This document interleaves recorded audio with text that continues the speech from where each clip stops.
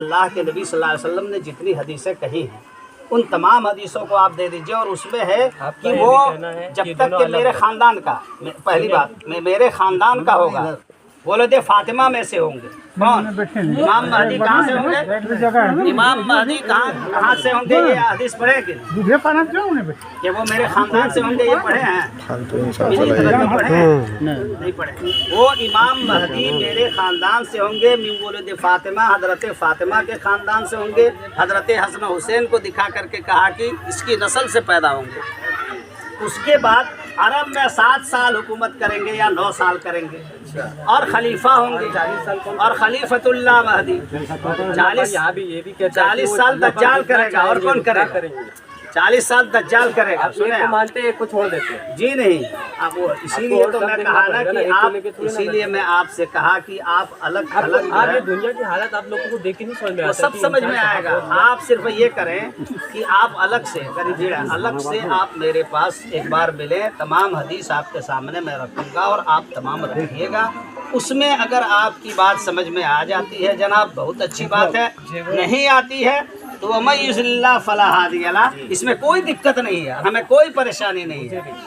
मेरे को जो समझना था नहीं, फिर वही बात आप कर रहे हैं। अभी ये हदीस जो मैंने अभी पढ़ी, मैंने अभी जो हदीस पढ़ी, सुने, हज़रत महदी जो होंगे वो अल्लाह के नबी सल्लल्लाहु अलैहि वसल्लम के ख़ानदान से होंगे, ये आप पढ़ें।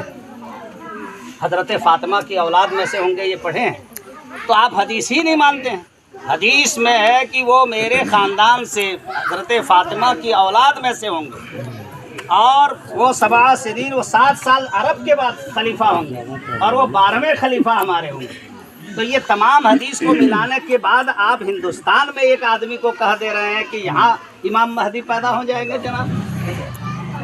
तो अरब में जो पैदा होंगे और अरब के बारे में तमाम हदीस की किताबों में बात लिखी हुई है, तो इसको आप क्यों नहीं मानते? देखिए, मैं तो मानता हूँ अरे उनको मानने कोई वजह होगी ना जनाब कि हिंदुस्तान में पैदा नहीं। आसान को बहस नहीं करना है, ठीक है? सुने आप अपना जवाब देंगे, हम अपना जवाब। ठीक है, वहाँ तक बात सही है। लेकिन एक मिनट आप ये बता दीजिए कम से कम कि हिंदुस्तान में आएगा ऐसी कोई निशानी आपको मिली क्या? जैसे नहीं मिली, क्या मिली? दमिश्क का मैंने हिंदुस्तान में, दमिश्क नहीं, वहाँ की जोग्राफिकल हालात दिखाना पड़ेगा ना। दमिश्क के मशरिकी जानिब सफेद मीनारी के साथ ठहरेंगे, वहाँ पे एक सफेद पुल होगा और गेट होगा, वहाँ पे आपको वहाँ देखना पड़ेगा ना। वो कौन सी जगह है? यहाँ मैंने इंडिया में कौन सी जगह है? दिल्ली में। दिल्ली में वो दिल्ली का पैदा हुआ? दिल्ली का पैदा नहीं है, औरंगाबाद का पैदा है। दिल्ली में आए, औरंगाबाद का है, चंपारण का किया। अरे वो चंपारण का है भाई साहब। कौन बोला चंपारण का? मैं कहता हूँ चंपारण जिस गांव का है उसके जो चचा हैं उससे मैं बात करवा देता हूँ। अभी आप दिल्ली का मान रहे हैं और वो है चंपारण का। बताइए, आप चंपारण का है और आप दिल्ली का बोल रहे हैं कि सफेद पुल। सॉरी दिल्ली का मैं कब बोला क्यों होंगे? वो बोले पटना बिहार के हैं। धन्यवाद। अरे वो मिस्टेक से निकल गया, मैं बता रहा था, जोग्राफिकल हालात बता रहा था। लेकिन ऐसा नहीं, वहाँ देखो, आप बिहार का जो है वो आए और दिल्ली में आए, वहाँ से अपना काम स्टार्ट किया, ठीक है? वो तो उनके बारे में जो जगह बताएगी कम से कम वहाँ एक बार जाएंगे ना जी। देखिए, जिस जगह फर्स्ट में जहाँ पर बताया कि उनका नुज़ुल, चलिए हज़रत ईसा ही महदी, मेरा कहना है आप कि लोग को कहना कि दमिश्क में आएंगे तो पहले जमाना में इस तरह से पूरी अल्लाह क्या रहता है, अल्लाह पाक अभी क्यों पूरी रात में क्या? अभी वक्त ही कहाँ आया है? अभी वक्त ही आया, बिल्कुल नहीं आया, बिल्कुल नहीं आया। आप ये जानते हैं आग जो निकली, आग किधर से निकली? पहले तो आपको दज्जाल आप ये बताइए जी। नहीं, पहले सूरज, आप ये हदीस पढ़े हैं कि सूरज जो है पश्चिम से निकलेगा? लास्ट निशानी, अंतिम निशानी, और वो पूरी होने वाली।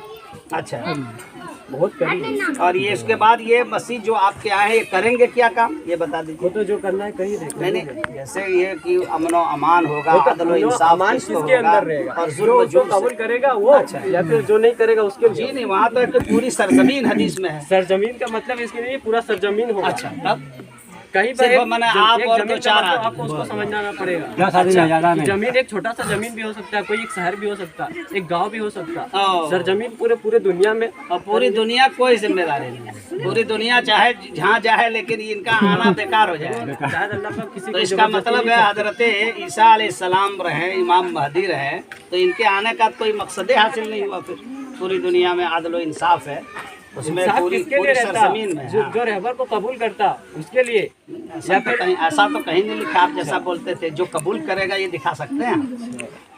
अभी जो आप बोलते हैं ऐसा मक्का दिखा में सकते कितने हैं। लोग थे, कितने अल्लाह के सहाबा नबी लोग के लिए सल्लल्लाहु अलैहि वसल्लम अंदर वो था या फिर और मुस्लिम 1,44,000 सहाबा थे हज्जतुल विदा में। जो आप दो बोल रहे हैं ना, हज्जतुल विदा जब खुतबा दिया है तो अबू जहल तो भी, अबू 1,44,000 क्या वो जगह था?